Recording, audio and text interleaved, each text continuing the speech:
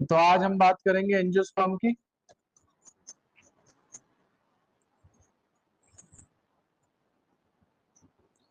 ये सबसे बड़ा ग्रुप है, मतलब एल्गी, ब्रायोफाइट, टेरिडोफाइट, जिम्नोस्पर्म में जो एंजियोस्पर्म है एक्सेप्शनली सबसे लार्जेस्ट ग्रुप है।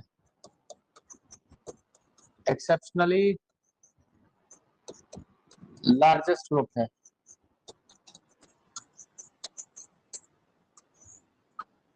दूसरी बात यहाँ पे की जाए तो इनका जो साइज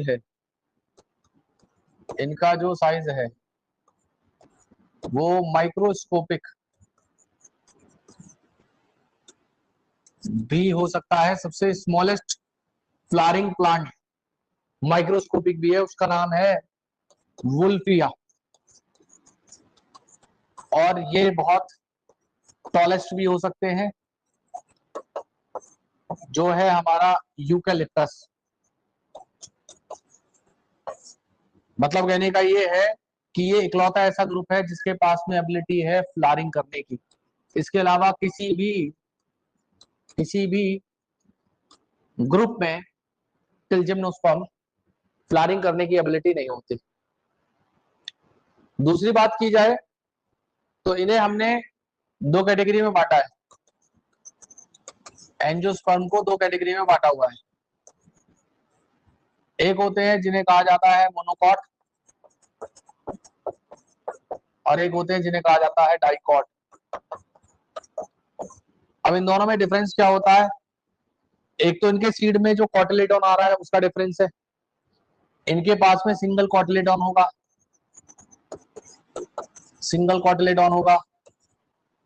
इनके पास में दो कॉटिलेडोन होंगे।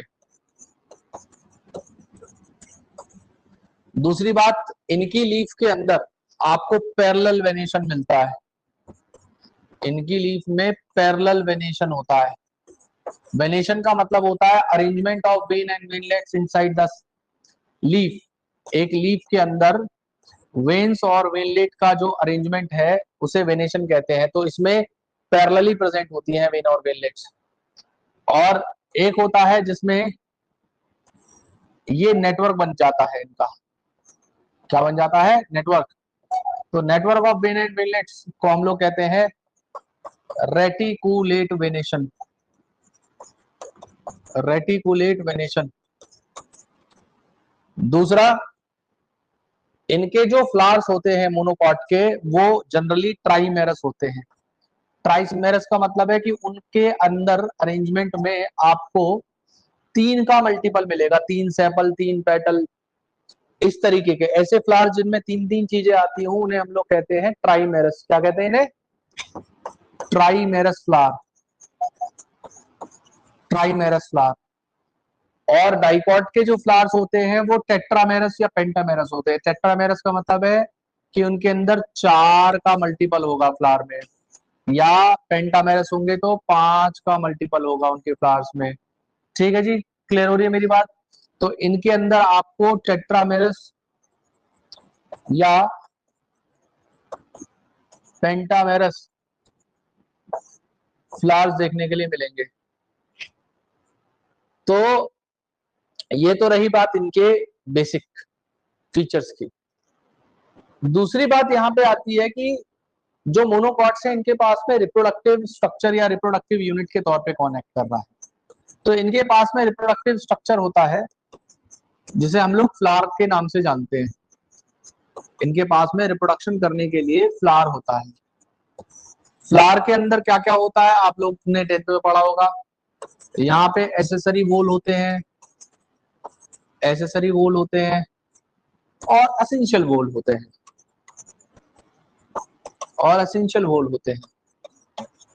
एसेसरी वॉल होते हैं क्या?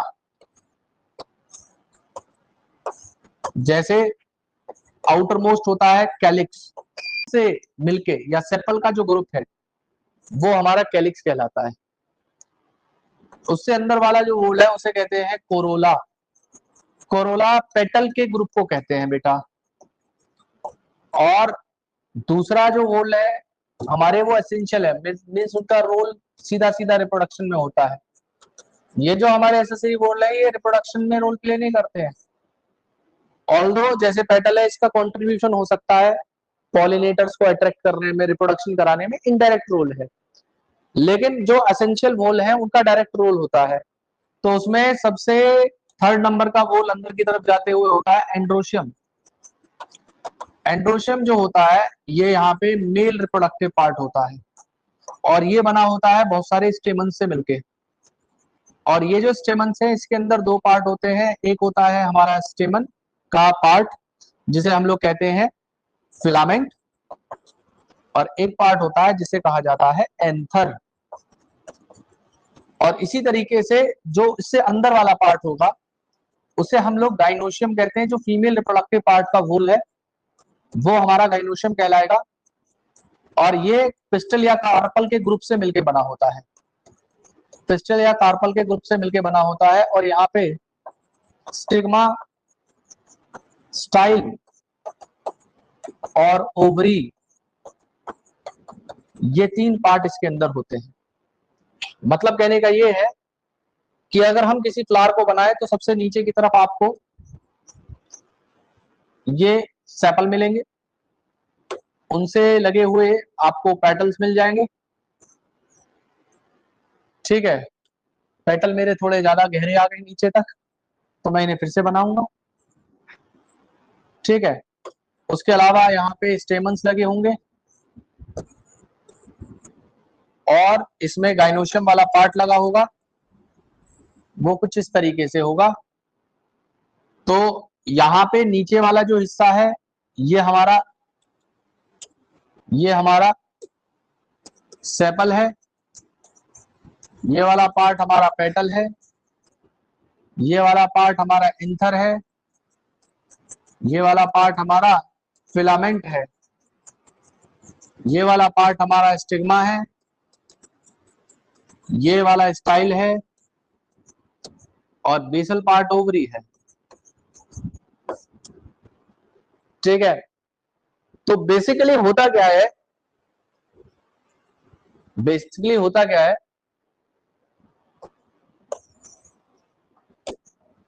स्टेमन्स जो पार्ट होते हैं फ्लावर के, मैंने बताया मेल रिप्रोडक्टिव पार्ट होते हैं, तो इन्हें हम लोग कहते हैं माइक्रोस्पोरोफिल। माइक्रोस्पोरोफिल, ये माइक्रोस्पोरोफिल के अंदर मैंने बताया दो हिस्से हैं, एक इसका हिस्सा ऊपर वाला जो कहलाएगा एंथर, और दूसरा वाला हिस्सा जिसे हम लोग कहेंगे फिलामेंट। फिलामेंट, तो बेसिकली इस एंथर जो कि इसका पार्ट था, उस एंथर को हम लोग माइक्रोस्पोरेंजिया के नाम से भी जानते हैं, उसे हम माइक्रोस्पोरेंजिया या माइक्रोस्पोरेंजियम के नाम से भी जानते हैं। इन माइक्रोस्पोरेंजियम के अंदर आपको पॉलन मदर सेल या माइक्रोस्पोर मदर सेल मिलती है, माइक्रोस्पोर मदर सेल मिलती है। अब देखिए इनकी मेन प्लांट बॉडी क्या है, स्पोरोफाइट है, तो स्पोरोफाइट में मतलब स्टेमन डिप्लॉयड होगा, इनका ये पार्ट भी डिप्लॉयड होगा, जो कंटेन करके चल रहे हैं ये भी डिप्लॉयड होंगे। तो ये क्या करेंगे, मियोसिस करेंगे, और मियोसिस करने के बाद में आपके हैप्लॉइड माइक्रोस्पोर्स को बनाएंगे, जिन्हें हम लोग पॉलन ग्रेन के नाम से भी जानते हैं, जिन्हें हम पॉलन ग्रेन के नाम से भी जानते हैं। और इसी तरीके से जो फीमेल रिप्रोडक्टिव पार्ट होता है, ठीक है, उसे मैंने कहा था कार्पल या पिस्टल, कार्पल या पिस्टल। तो इसमें तीन पार्ट थे, जो सबसे ऊपर वाला पार्ट था उसे हम लोगों ने कहा था, उसे हमने नाम दिया था स्टिग्मा, बीच वाले हिस्से को कहा था स्टाइल, और सबसे बेसल वाले पार्ट को कहा था ओवरी। ठीक है, तो इस कार्पल या पिस्टल को हम लोग मेगा स्पोरोफिल कहते हैं, मेगा स्पोरोफिल कहते हैं। और इसके तीन हिस्से थे, इसके तीन हिस्से थे। एक था हिस्सा स्टिग्मा, दूसरा हिस्सा था इसका स्टाइल, और तीसरा था ओवरी। इस ओवरी के अंदर प्रेजेंट होते हैं ओव्यूल, और वो ओव्यूल कहलाते हैं मेगा स्पोरेंजिया। उन्हीं ओव्यूल्स को हम लोग कहते हैं मेगा स्पोरेंजिया। जैसे माइक्रोस्पोरेंजिया एंथर को कह रहे थे, ओव्यूल को मेगा स्पोरेंजियम कहेंगे। और यहाँ पे मेगा स्पोर मदर सेल होगी, यहाँ पे मेगा स्पोर मदर सेल होगी जो डिप्लॉयड होगी। और जिस तरीके से यहाँ पे मियोसिस हुआ या मियोटिक डिवीजन हुआ, इसी तरीके से यहाँ पे मियोसिस होके मेगा स्पोर बनेंगी। और ये मेगा स्पोर आगे चल के क्या करेंगी, एम्ब्रियोसेक बनाएंगी, और उस एम्ब्रियोसेक के अंदर आपको एग मिलेगा। कैसे होगा वो अभी जानेंगे हम लोग, ठीक है। तो ये तो रही बात मेल और फीमेल रिप्रोडक्टिव पार्ट की। तो होता क्या है, देखो मेल के अंदर तो ये प्रोसेस बहुत आसान है कि पॉलन ग्रेन बना दिए, बहुत आसानी से हो जाता है। लेकिन फीमेल वाला थोड़ा सा कॉम्प्लेक्स होता है। कैसे कॉम्प्लेक्स है, तो उस बात को आप यहाँ पे समझिएगा। मैंने बताया, मैं यहाँ पे फीमेल रिप्रोडक्टिव पार्ट की बात कर रहा हूं भाई। यहाँ पे ये स्टिग्मा था, और इस स्टिग्मा के नीचे की तरफ आपको बीच वाला पार्ट स्टाइल मिला, और ये वाला पार्ट जो है ओवरी मिला। अब ओवरी के अंदर जो भी स्पेस होता है उसे हम लोग लोक्यूल या ओवेरियन कैविटी कहते हैं, उसे हम ओवेरियन कैविटी या लोक्यूल कहते हैं। और इस लोक्यूल के अंदर की तरफ आपको प्लासेंटा मिल जाएगी, इसके अंदर की तरफ आपको प्लासेंटा मिल जाएगी। यहाँ पे प्लासेंटा है, ठीक है, व्हाइट कलर से प्लासेंटा बना दी। इस प्लासेंटा से अटैच्ड होता है ओव्यूल नाम की एक चीज, इसी से अटैच्ड होती है ओव्यूल नाम की एक चीज। और इसी ओव्यूल के अंदर यहाँ पे एम्ब्रियोसेक होता है। अब ये एम्ब्रियोसेक होता नहीं है, बनाया जाता है। कैसे बनाया जाएगा, तो मेरी बात आप ध्यान से सुनिएगा, बहुत ध्यान से सुनिएगा।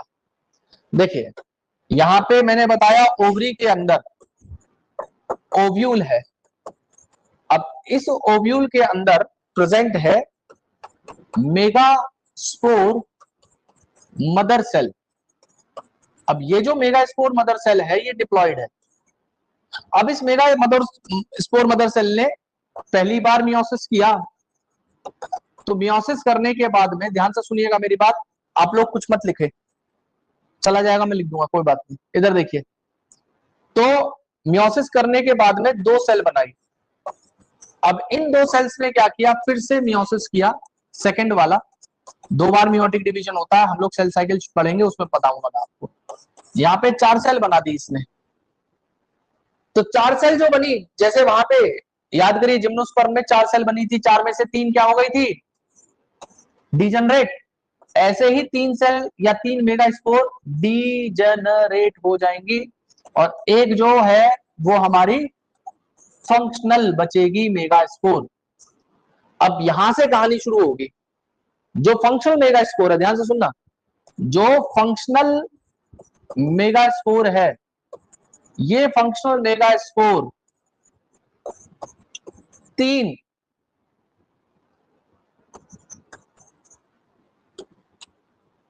माइटोटिक डिवीजन करेगा लगातार। कैसे, तो यहां पे पहले एक मेगा स्पोर थी जो बची हुई थी, ये एक मेगा स्पोर थी जो फंक्शनल थी। अब इस फंक्शनल मेगा स्पोर ने पहली बार माइटोसिस किया, फर्स्ट माइटोसिस किया। ये क्लास 12th बोर्ड में ना इससे 3 नंबर का कंफर्म क्वेश्चन आता है पक्का, मतलब 11th में भी है 12th में भी है। 12th में चैप्टर नंबर 1 पढ़ोगे, वहां पे दोबारा आएगा, तो अभी पढ़ लोगे तो आगे काम आएगा ये। तो फर्स्ट माइटोसिस करेगा ये, तो यहाँ पे 2 सेल आ जाएंगी। वो 2 सेल कैसे हो जाएंगी, एक इस पोल पे आ जाएगी, किस पोल पे आ जाएगी। फिर दूसरी बार सेकंड माइटोसिस हुआ, सेकंड माइटोसिस होने पर 4 सेल बन जाएंगी। इसमें क्या होगा, 2 सेल यहां आ जाएंगी और 2 सेल यहां आ जाएंगी टोटल। क्लियर है मेरी बात आपको? अब ये जो 4 सेल थी ये तीसरी बार फिर माइटोसिस करेंगी, थर्ड माइटोसिस करेंगी और टोटल 8 सेल आ जाएंगी यहाँ पे। अब ये जो 8 सेल हैं इनका अरेंजमेंट हमें याद करना है कि ये 8 सेल कैसे बनती है। तो ये एम्ब्रियो सेक बना रहा हूं, दिस इज एम्ब्रियो सेक। अच्छा, ये एम्ब्रियो सेक कहां पे प्रेजेंट होता है? तो बेटा ये एम्ब्रियो सेक ओव्यूल जो होता है, ओव्यूल, उस ओव्यूल के बीच में यहां पे ये एम्ब्रियो सेक प्रेजेंट है। क्लियर है मेरी बात आपको? और इस एम्ब्रियो सेक के अंदर 3 सेल तो ऊपर अरेंज हो जाती है, 3 सेल नीचे अरेंज हो जाती है, 2 बीच में जो बचती है वो फ्यूज हो जाती है। मतलब कैसे? यहां पे 3 सेल ये हो गई, इन तीनों सेल्स को हम लोग कहते हैं एंटीपोडल सेल। क्या कहते हैं इन्हें? Antipodal cell. ये एंटीपोडल सेल होती है हैप्लॉइड। 2 सेल एक साथ नीचे अरेंज हुई, इन दोनों सेल्स को कहते हैं सिनर्जिड। क्या कहते हैं इन्हें? सिनर्जिड्स। ये भी हैप्लॉइड होती है। इसके ऊपर एक सेल आती है उसे कहते हैं एग। एग जो फर्टिलाइजेशन में रोल प्ले करेगा, ये भी हैप्लॉइड है। और जो देखो टोटल 8 सेल थी, 8 में से 3 3 6 हो गई, 2 बची ना। वो जो 2 सेल बची वो एक साथ फ्यूज कर जाती हैं और सेकेंडरी न्यूक्लियस बना लेती हैं। क्या बना लेती हैं? सेकेंडरी न्यूक्लियस बना लेती हैं, जो कि डिप्लॉयड होता है। क्या होता है? डिप्लॉयड होता है। और इसके अंदर जो ये न्यूक्लियस है इन्हें कहते हैं पोलर न्यूक्लियाई। क्या कहते हैं इसे? Polar nuclei. तो इस कंडीशन में आप न्यूक्लियस गिनना, कितने देखो न्यूक्लियस गिनना, 1 2 3 4 5 6 7 8, 8 न्यूक्लियस। सेल गिनना 1 2 3 4 5 6 और ये सेल एक है फ्यूज होके, 7 सेल। तो इसी चीज को कहते हैं हम लोग 7 सेल्ड 8 न्यूक्लियेट स्टेज। ये बोर्ड का बहुत तकड़ा क्वेश्चन बनता है। ये बोर्ड के अंदर इससे कंफर्म हर साल एक क्वेश्चन आता है इसी बात को एक्सप्लेन करने के लिए। हालांकि मतलब 11th में नहीं है, ये 12th का पार्ट है, लेकिन 11th में अभी मैं आपको दिखा दूंगा कैसे दिया हुआ है। ठीक है, तो आपको क्या करना है, पहले इसे लिख लेना है। कहां से लिखना है जल्दी बताएं, फिर मैं आगे की कहानी अलग बताऊंगा। कहां से लिखना है बेटे? नहीं, सब बताओ मुझे। यहां से, ये यही तो है। ये हो गया? नहीं हुआ? किस किस का नहीं हुआ ये वाला? जल्दी लिखो। ले तो एक काम कर, इतने फोटो खींच ले तू, इतने आराम से लिखती रही हो तो तेरा भी काम ना बिगड़े, किसी का भी ना बिगड़े। क्या हुआ? अरे यार कोई बात नहीं, तुम लोग लिखो, जब ऑन हो जाए मुझे बता देना, मैं कर दूंगा इसे। ठीक है। Exceptionally large group of plants, the range from tiny almost microscopic Eubulfia to tall trees like eucalyptus, which have height up to 100 meters, yeah, over 100 meters. They are divided into 2 classes, dicot and monocot. Dicot have 2 cotyledon reticulate venation, tetramerous and pentamerous flowers, means 4 or 5 members in each whole of flower. ये देखिए 4 tetramerous है, ये pentamerous है। Clear है मेरी बात? ये reticulate venation है। एंड दे हैव 2 कॉटिलेडॉन, एक और 2 कॉटिलेडॉन आपको दिख रहे होंगे। इनके पास सिंगल कॉटिलेडॉन है, पैरेलल वेनेशन है, ट्राइमेरस फ्लावर्स है। देखो मल्टीपल ऑफ 3 है, 3 सेपल्स 3 पेटल, 3 ही स्टेमन दिख रहे होंगे इसको। उसके अलावा फ्लावर रिप्रोडक्टिव स्ट्रक्चर है या यूनिट है, मेल सेक्स ऑर्गन स्टेमन है, स्टेमन में फिलामेंट और एंथर है, टिप पे हो। एंथर के अंदर पॉलन मदर सेल्स हैं जो मियोसिस करके माइक्रोस्पोर बना रही हैं, जो आगे चल के मैच्योर करके पॉलन ग्रेन बना लेती हैं। फीमेल सेक्स ऑर्गन पिस्टल है और उसमें एक स्वॉलन ओवरी है, द बेसल पार्ट और लॉन्ग सिलेंडर ऊपर स्टाइल और स्टिग्मा है, और ओवरी के अंदर ओव्यूल्स प्रेजेंट होते हैं। ओव्यूल के अंदर मेगास्पोर मदर सेल है जो मियोसिस करके 4 हैप्लॉइड मेगास्पोर बनाती है, 3 डिजेनरेट हो जा रही है, एक डिवाइड होके पूरे एम्ब्रियो सेक को बनाएगी। हर एम्ब्रियो सेक के अंदर 3 सेल का एग अपरेटस है। एग अपरेटस का मतलब मेरे बच्चों क्या होता है? ये 2 सिनर्जिड और एक एग, ये तीनों मिलके एग एपरेटस कहलाते हैं। ये तीनों मिलके क्या कहलाते हैं? Egg apparatus. तो एग एपरेटस में क्या होगा? दो सिनर्जिड एक एग, दोनों मिलके एग एपरेटस। क्लियर है मेरी बात आपको? चलिए इधर देखिए, तो यहां पे आपको एग एपरेटस में देखो क्या लिखा, one egg cell and two synergids, तीन एंटीपोडल सेल और दो polar nuclei. Polar nuclei fuse करके सेकेंडरी न्यूक्लियस बना लेते हैं, जो बीचों बीच प्रेजेंट होता है। बनाया था जो डिप्लॉयड स्ट्रक्चर था। डिप्लॉयड क्यों कह रहे थे? देखो, एक सेल हैप्लॉयड न्यूक्लियस, एक सेल हैप्लॉयड न्यूक्लियस, दोनों सेल फ्यूज करी तो हैप्लॉयड और हैप्लॉयड न्यूक्लियस एक ही सेल के अंदर आ गए ना। तो एक सेल के अंदर दो न्यूक्लियस हो गए, तो ये क्या हो जाएगा? डिप्लॉयड हो जाएगा, नहीं हो जाएगा? मेरी बात क्लियर है आपको? अगली बात ध्यान से सुनिएगा। अब यहां तक ये पॉइंट्स लिखने हैं आपको। एक तो इसमें ऐड कर लेना क्या, ऑलमोस्ट माइक्रोस्कोपिक टॉल। यूकेलिप्टस में कर लेना ओवर 100 मीटर्स, एक तो ओवर 100 मीटर्स यूकेलिप्टस में, डिटेल कोई नहीं छूटना है। कर लिया ऐड। दूसरा, ये यहां से फ्लावर इज रिप्रोडक्टिव स्ट्रक्चर, ये पॉइंट्स लिख लीजिए, क्योंकि मैंने तो एक पॉलन ग्रेन दो मेल गैमेट लेके चलता है, एक चीज याद रखना, एक पॉलन ग्रेन दो मेल गैमेट्स को लेके चलता है। इसी तरीके से एम्ब्रियो सेक फीमेल गैमेटोफाइट होता है।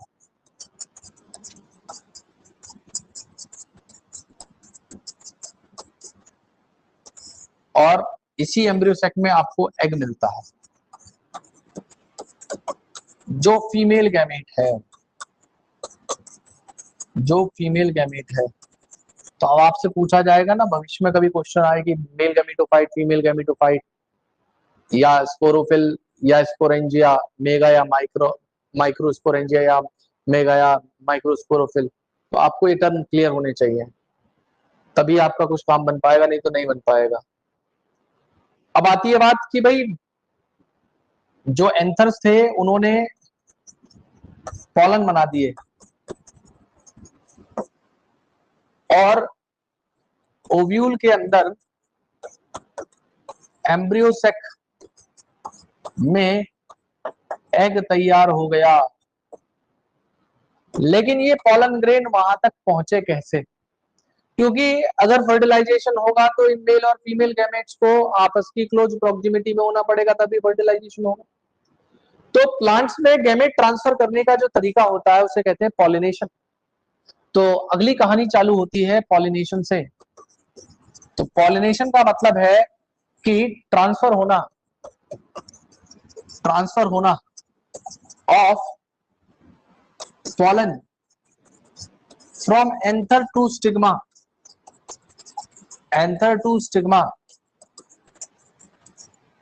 of same plant or different plant is called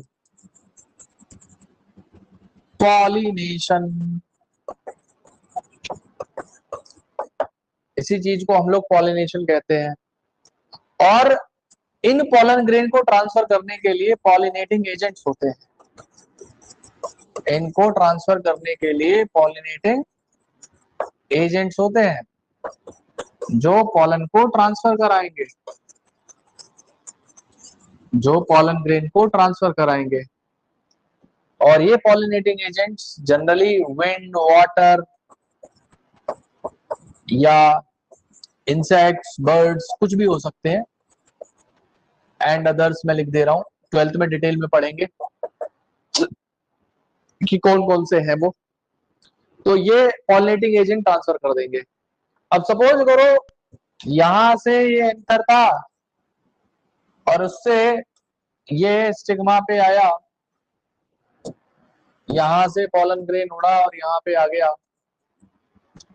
यहाँ पे वो स्टिग्मा और स्टाइल के थ्रू होते हुए, यहाँ पे tissue of stigma and style के थ्रू होते हुए पहले, अच्छा स्टिग्मा के पास एबिलिटी भी होती है, 12th में पढ़ाया जाएगा कि जो पॉलन ग्रेन यहाँ पे आ रहा है वो कॉम्पिटेबल मतलब सेम स्पीशीज का है या इनकॉम्पिटेबल मतलब डिफरेंट स्पीशीज का है।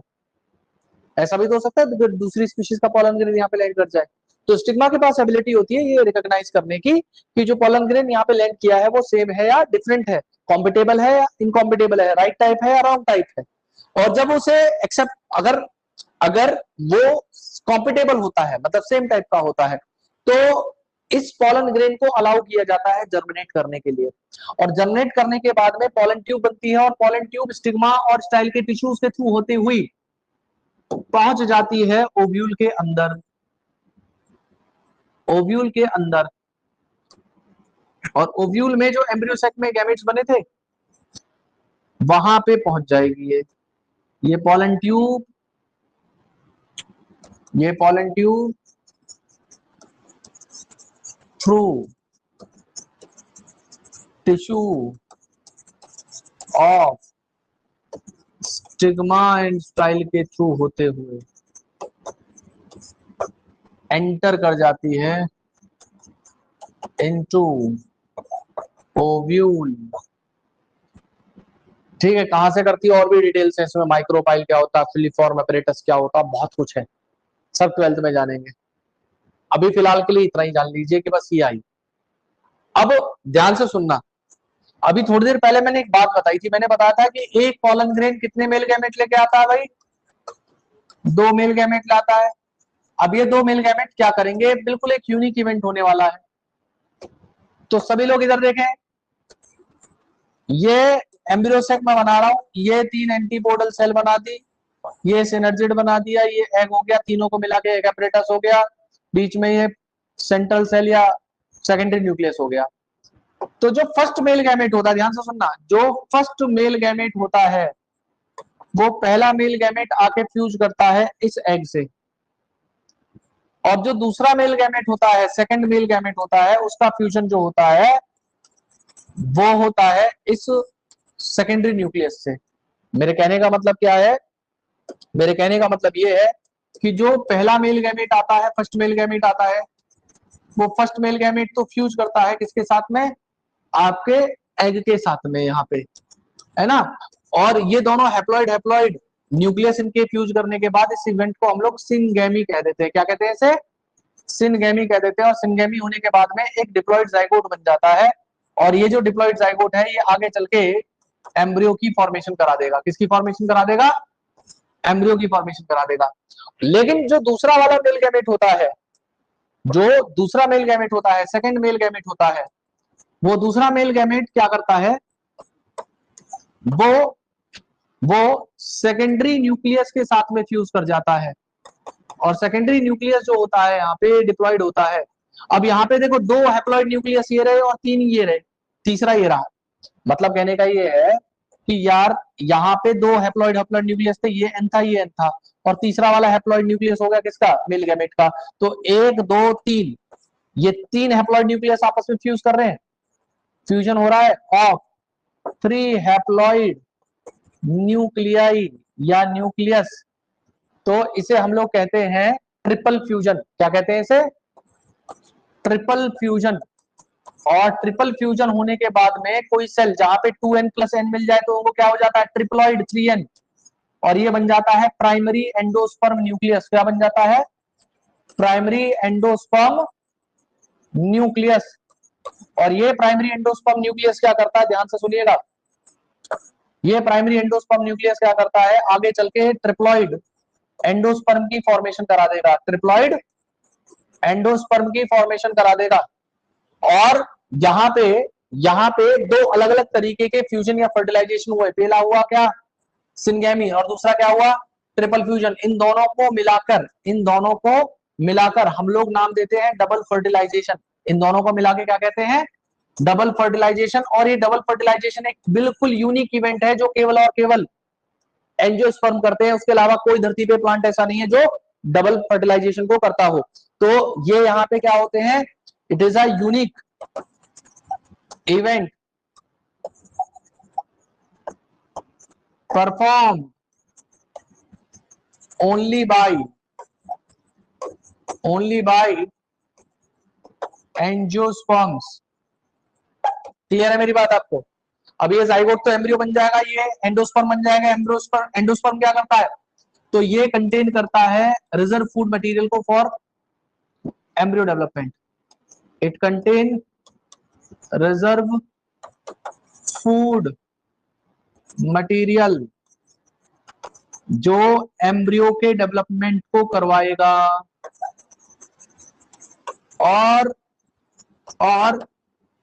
और डबल फर्टिलाइजेशन होने के बाद में क्या होगा? जो ओव्यूल होता है वो तो सीड में कन्वर्ट हो जाएगा, सब्सिक्वेंटली उसी दौरान ओवरी वाला जो पार्ट है वो फ्रूट में कन्वर्ट हो जाता है। क्लियर है मेरी बात आपको? और इनके ये पॉलन ग्रेन डिस्पर्स हो गए एंथर से, कैरी किए गए विंड के अदर एजेंसीज के द्वारा। अदर एजेंसीज में वाटर हो सकता है, इंसेक्ट्स हो सकते हैं, बर्ड्स हो सकती है, स्नेल हो सकता है, बैट हो सकती है, बहुत सारे पॉलिनेटिंग एजेंट्स हैं। वो स्टिग्मा से पिस्टल तक पॉलन ग्रेन को पहुंचा देगी। इस इवेंट को पॉलिनेशन कहेंगे। पॉलन ग्रेन स्टिग्मा के ऊपर जर्मिनेट कर जाएंगे, जिसकी वजह से वहां पे पॉलन ट्यूब ग्रो करेगी, tissue of stigma and style, और वो वहां पे पहुंच जाएगी किसके अंदर? ओव्यूल के अंदर। अब उसके बाद पॉलन ट्यूब एंटर करेगी एम्ब्रियो सेक में थ्रू, और वहां पे जो पॉलन ट्यूब एंटर करी है वो कितने मेल गैमेट लेके आएगी? 2, जो उसमें डिस्चार्ज किए गए थे। एक मेल गैमेट फ्यूज कर जाएगा एक के साथ और जाइगोट बनाएगा, उस इवेंट को कहेंगे सिंगेमी, और अदर मेल गैमेट जो है वो फ्यूज कर जाएगा डिप्लॉयड सेकेंडरी न्यूक्लियस के साथ और ट्रिप्लॉयड प्राइमरी एंडोस्पर्म न्यूक्लियस बना लेता है।